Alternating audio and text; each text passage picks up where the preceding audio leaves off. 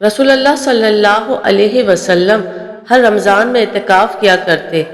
آپ صبح کی نماز پڑھنے کے بعد اس جگہ جاتے جہاں آپ کو اعتکاف کے لیے بیٹھنا ہوتا۔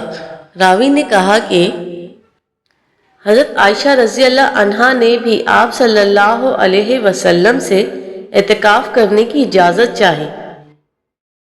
آپ نے انہیں اجازت دے دی، اس لیے انہوں نے اپنے لیے بھی مسجد میں ایک خیمہ لگا لیا۔ حفصہ رضی اللہ عنہا زوجہ مطہرہ نبی کریم صلی اللہ علیہ وسلم نے سنا تو انہوں نے بھی ایک خیمہ لگا لیا۔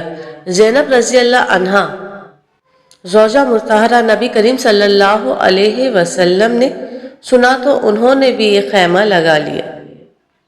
صبح کو جب آن حضرت صلی اللہ علیہ وسلم نماز پڑھ کر لوٹے تو 4 خیمے نظر پڑے۔ آپ صلی اللہ علیہ وسلم نے دریافت فرمایا، یہ کیا ہے؟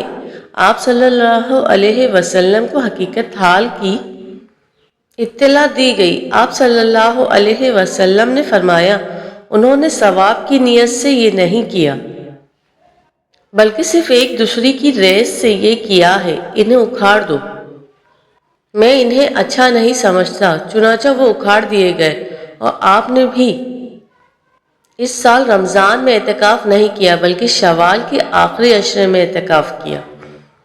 رسول اللہ صلی اللہ علیہ وسلم ہر سال رمضان میں 10 دن کا اعتکاف کیا کرتے تھے، لیکن جس سال آپ صلی اللہ علیہ وسلم کا انتقال ہوا اس سال آپ نے 20 دن کا اعتکاف کیا تھا۔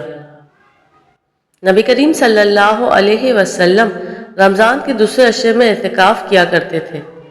نبی کریم صلی اللہ علیہ وسلم اپنی وفات تک برابر رمضان کے آخری عشرے میں اعتکاف کرتے رہے۔ آپ صلی اللہ علیہ وسلم کے بعد آپ صلی اللہ علیہ وسلم کی ازواج مطہرات اعتکاف کرتی رہیں۔